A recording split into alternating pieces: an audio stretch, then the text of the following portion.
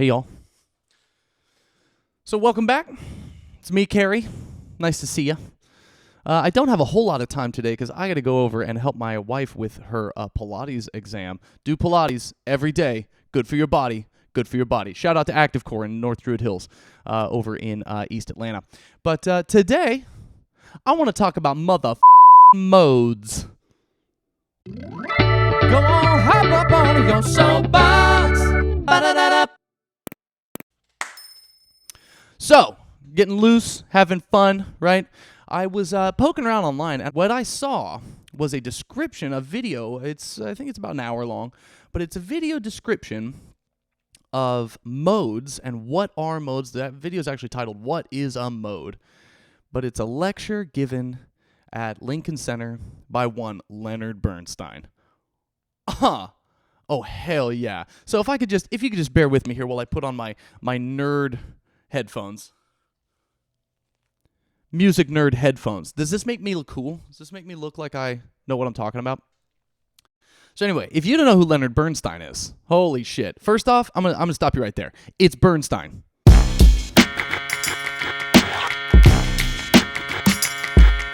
Yeah, it's not Bernstein. It's Bernstein. Leonard Bernstein was an unbelievable American composer. And I was exposed to his music through shows like musicals like West Side Story and, of course, Candide, a number of others. Bernstein was just an unbelievable composer. He also did ballets. He did Fancy Free with Jerome Robbins, which eventually became On the Town. On the Town is some of the most beautiful music you will ever hear. It really is very, very good. Candide as well. And I think the Atlanta Opera is doing Candide. I'm going to try and get a ticket, and maybe I can do a little soapbox review of Atlanta Opera's Candide. So if you don't really know what modes are, we're going to talk a little bit about it today. So you might have heard some sounds in music that you go, wow, that really is beautiful, but I just can't seem to wrap my head around, like, maybe where the tonal center is, or how that kind of movement can make me feel or hear such certain things.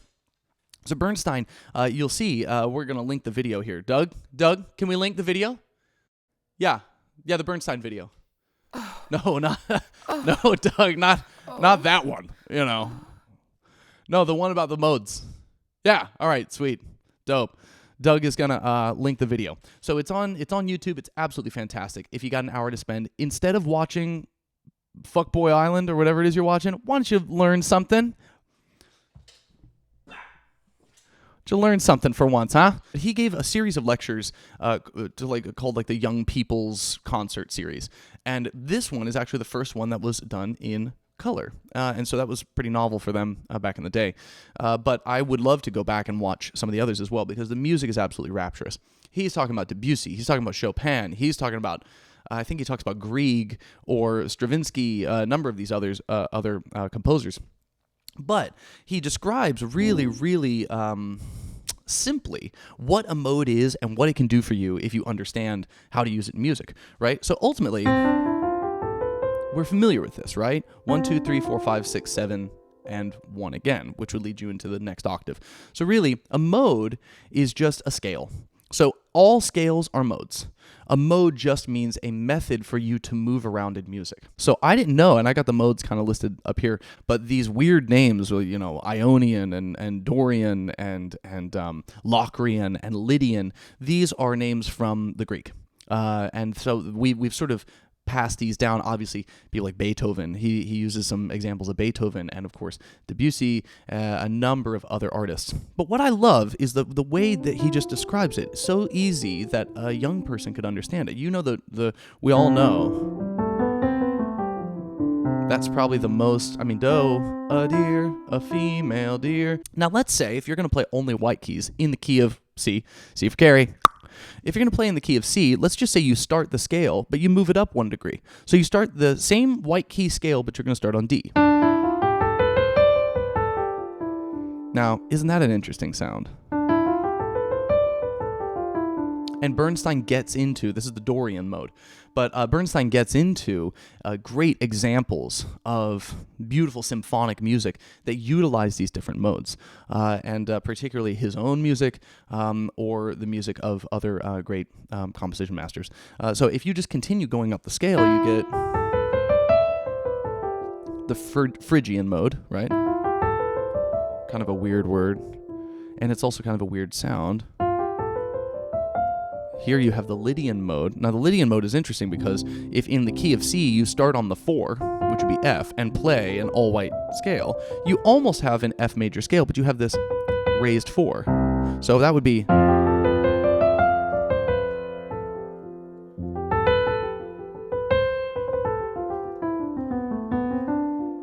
right? It's almost, he interprets it as comical, which I think is kind of funny. But apparently Chopin used the Lydian mode a lot, and that was became almost synonymous with Polish music. Really, really cool stuff we're learning here. And if you're a nerd like me, I want people to tell me stuff about music all the time. And this is just such a cool concert series. Anyway, it keeps going up. You've got a Mixolydian scale, which is essentially a major scale. It's like a G major scale. But you just lower the 7 of that. Mixolydian. Then you've got Aeolian, which is the natural minor to the key of C, which would be A minor in this case, right? Which you would say has a flat 3, a flat 6, and a flat 7. And then maybe the strangest of all, the Locrian mode, the most unstable and the most sort of bizarre sounding. Now, this all may just seem like theory, mumbo-jumbo weirdness to you, but when you watch somebody who really knows music describe it and then play examples of it, it's really, really cool. So I guess what happened was that he had come home one day, and his daughter was, I guess, working on the guitar or maybe the piano or something, and saying, "Dad, I'm trying to learn this Beatles song, but I can't seem to find the right chords." And he listened to it, and he said, "Oh, that's because this song is modal." So Bernstein is here talking about Debussy and Chopin and Beethoven. He also talks about how this is used in pop music. And so it's really cool. I'll just give you one little example that he talks about, and just kind of show you what can give that amazing sound if you use certain modes. You might be familiar with this song, right? I once had a girl, or should I say she once had me. She showed me a room, isn't it good, Norwegian wood. She asked me to stay and she told me to sit anywhere. So I looked around and I noticed there wasn't a chair. Now listen to this. And then here. Now, this song, Norwegian Wood, which Bernstein actually talks about, is modal. Hear that pitch? Now, when we go back into the verse, what they're doing is they're playing in E. Until you go to here. So what they've done is they're actually playing, the tonic is E, but they're in the key of A. Interesting stuff, Paul. Interesting stuff, John. George, Ringo, I'm not sure you did a whole lot of writing on this one, but it's a very interesting mode you're using there, because you're starting in E, right? Let's say if we're playing an E scale. But that's not what they do here. They take E, and then when they move down to the 7, they use a flat 7.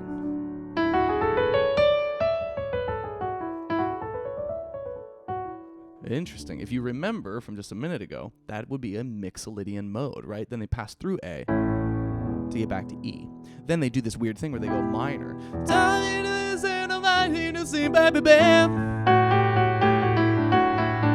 looked around and I noticed there wasn't an F minor to a B major. So, if we were sticking with the mode, they would have played B minor there, which would sound weird. So instead, they used what's called a leading tone, which is actually the 5 of E, but in the key of A is the 2, major 2, bizarre stuff, really bizarre stuff. So you get that great sound. That's where the Mixolydian mode comes in.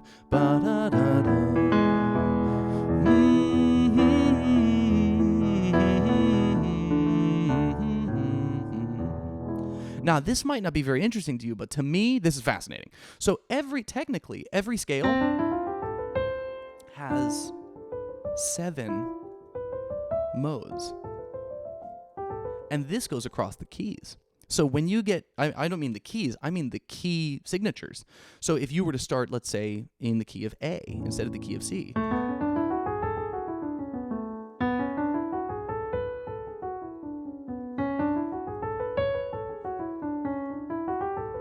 Ooh, played that one wrong, right? So these modes, it's like there are 12 major keys, but then there are 7 modes for each of those major keys, and there are modes for the minor keys as well. So this is when music, the expansive landscape of music really starts to open up when you start playing around with modes. So this is just nerdy, I know, totally nerdy stuff, and every now and then, the soapbox is allowed to get nerdy. Dirty nerdy, you know what I'm saying?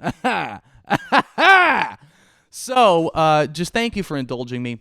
We're going to link the video. I want you to check out the way Bernstein describes it, because he is an American master musician, and he really does provide wonderful examples for each of the modes and how you might be able to understand how to hear these modes. Later on, you might go, oh my God, that Doors song that I love so much is modal. Oh my gosh, that Debussy piece that is so rapturous doesn't exist in a key. That Sondheim song that I love so much isn't really in the key of A, it's modal. Ben Folds does stuff like this a lot. Matter of fact, I'm working on a song right now that is in the key of A and moves up to the key of B flat, but the end of the song, I end on E flat in the key of B flat, which is very strange, very modal.